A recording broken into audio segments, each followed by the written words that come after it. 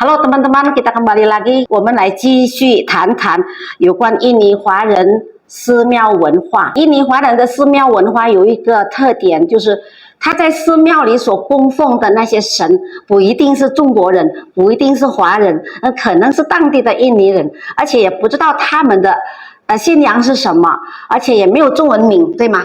那么关于这些有趣的文化现象，我们想把它发扬光大，目的是为了推动旅游业，因为这个可能在旅游方面有一定的价值，也会吸引一定的人。那么我们现在就请这方面的专家来给我们讲讲呀。Kita persilakan Ibu Dewi Hartati angkat apa yang lucu, apa yang menarik, yang bisa mendorong untuk perkembangan dan kemajuan bidang pariwisata di Indonesia. Ya, apa kira-kiranya Bu yang akan kita teruskan? Ya, melanjutkan yang tadi, di mana kebudayaan Tionghoa di Indonesia itu kan sangat beragam, jadi masing-masing itu pasti ada ciri dari budaya lokalnya. Nah, kembali lagi mengenai kelenteng yang ada di Indonesia ini, menyerap kepercayaan dan juga budaya lokal. Seperti di kelenteng-kelenteng di Jawa Barat itu menempatkan tokoh-tokoh keramat lokal seperti Eyang Surya Kencana, kemudian juga ada Eyang Jayadiningrat, ada Eyang Mangunwijaya, Prabu Surya Kencana, dan itu memang dipuja. Di mana saja tuh Bu tempatnya? Itu di Jawa Barat. Hanya itu satu? Jawa Barat, betul. Dan itu berbeda nanti jika kita melihat kelenteng di Sumatera Utara, ya kita tidak menemui tokoh-tokoh keramat seperti itu, tetapi lebih ke tokoh keramat di Sumatera Utara yaitu datuk. Seperti ada sembahyang datuk. Jadi biasanya kalau ke kelenteng di Sumatera Utara itu ya sembahyang terakhirnya itu, pape terakhir itu adalah ke datuk, di mana kita jadi dirayakan sejidnya juga? Tidak, kalau itu. Oh. Tidak. Nah, mungkin yang menarik di sini selain tadi ada tokoh-tokoh keramat lokal di kelenteng-kelenteng Tionghoa di Indonesia, ada juga dewa Tionghoa yang hanya ada di kelenteng di Indonesia saja. Jadi dia dewanya tidak dikenal. Iya, betul, orang Tionghoa Indonesia. Tidak ada di Tiongkok. Di Tiongkok tidak ada. Tidak. Berarti Qiao Shen dong. Dia Qiao Shen, Haiwan Hua Qiao Hua Ren Tang Shen lah. Hao bang oh. Ya.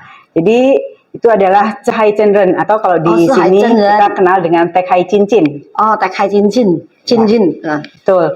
Jadi tokoh Dewa Tionghoa ini atau Cahai Cendren atau Tek Hai Cincin ini hanya ada di Indonesia. Di kelenteng itu ada di Tek Hai Kiong Tegal, kemudian ada di Tek Hai Beo Semarang, dan di Po Antien Pekalongan. Pekalongan, ya. Jawa ya. Ya. Udah pada pernah lihat nggak teman-teman? Kalau belum pernah lihat, coba kita tengok ya. Kita datangi. Ini tempat pariwisata sekarang ya Bu ya. Betul. Udah bagus kali ya. Iya, ya. Betul. Di ketiga kelenteng tersebut menempatkan Tek Hai Cincin itu sebagai dewanya. Oh, gitu. Kalau lagi ada upacara itu apa saja yang menarik bagi pariwisata? Seperti contohnya kelenteng-kelenteng di Jawa Tengah. Ketika perayaan ulang tahun dewanya, Sejid, nah ini ada diiringi dengan gamelan. Oh, gamelan Jawa. Tapi ngiringi yang Sejid dewanya. Salah satu contohnya di kelenteng di Welahan, Jawa Tengah, Welahan.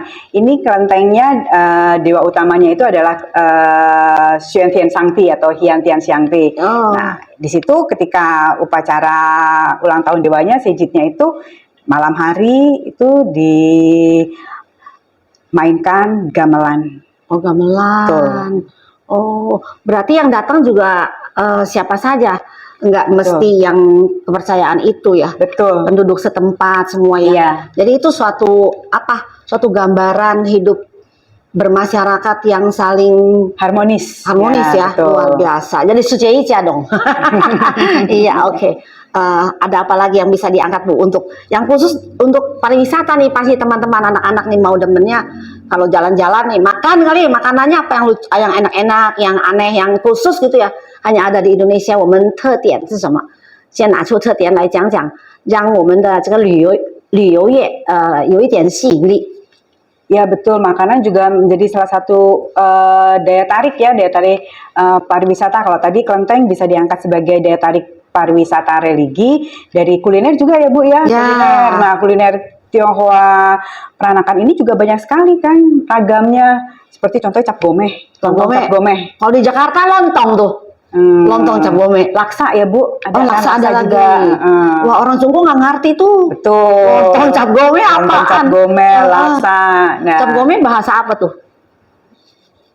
bahasa apa tuh Bu? Cap gome. Hokkien. Cap Hokkien. go itu artinya 15. Ya. Mei itu artinya malam, Tuh. ya kan? Jadi malam 15 kan? Ya, 是晚上 元宵节. Cap gome 是元宵节. Nah, lontong cap gome ini kan juga khas yang ada di Pulau Jawa aja kan? Kalau di daerah lain Nggak ada? nggak ada lontong cap gome. Oh, hanya di Pulau Jawa? Betul. Berarti orang Kalimantan nggak tahu lontong cap gome dong? Enggak. Oh iya? Katanya seperti itu, Bu. Oh gitu? Iya. Oh. Mungkin yang sudah di Pulau Jawa mengenal, tapi budaya makan lontong cap gome ketika cap gome itu tidak dikenal. Itu hanya dikenal di Pulau Jawa. Oh Seperti gitu. itu. Lalu kalau di Kalimantan makan apa ya? Nah, itu juga menjadi daya tarik lagi untuk kita bisa meneliti karena masing-masing budaya Tionghoa di setiap daerah itu memiliki ciri khas masing-masing dan disinilah ruang budaya itu sangat besar dan menarik untuk diteliti. Itu ya. Itu, Oh ya. iya, ngomong-ngomong teliti, apa aja sih yang teliti? Oh ya, mahasiswa-mahasiswa di program studi bahasa Mandarin dan kebudayaan Tiongkok itu bisa meneliti mengenai bahasanya, bahasa Mandarin, Bahasanya. linguistiknya, Oh. linguistik murni dan terapan seperti pengajaran, penerjemahan. Kemudian juga bisa meneliti mengenai sastranya, sastra Sastranya. Tiongkoknya, sastra sejarah dan tentu saja budaya, baik budaya Tiongkok maupun budaya Tionghoa.